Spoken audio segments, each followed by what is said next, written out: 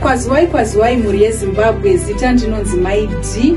Sekuona kwenyu ndiri musha wandashanya. Musha uyo uri kundiratidza kuti pari kubatwa mabasa akati kuwandei, mabasa makuru andisimudza nekuda kwepa Facebook, pamapages akati wandei nematestimonies andiri kuona pasocial media akati wandei.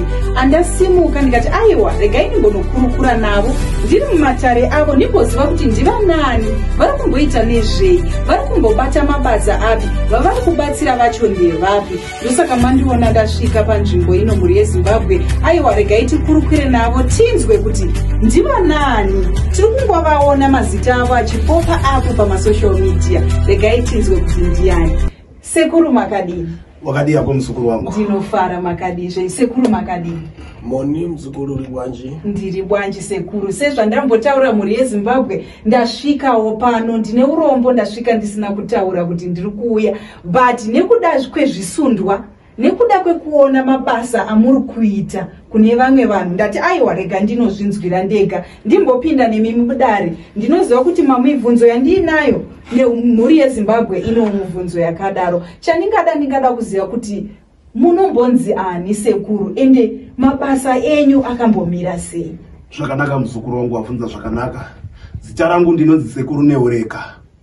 Kumusha kuri kwa Mutoko, ndobva kudunhu rekwaCharehwa, kana makambokunzwa. Ndiko kwakaturikira mudzimu unoti Sekuru Neureka. Unova zvino kana tichitaura pachingezi chedu pachirungu chatinotaura, masvika kudai ndiri panyama yangu kana tichitaura kudai, mandipindira mudare. Vane makore anokwana kuita 16 waturuka pahomwe ino yaugere. Uchibva kunoturuka kumazita teguru edu anova ndiwo akaparara akaenda kwaNyakurova. Muzukuru wangu.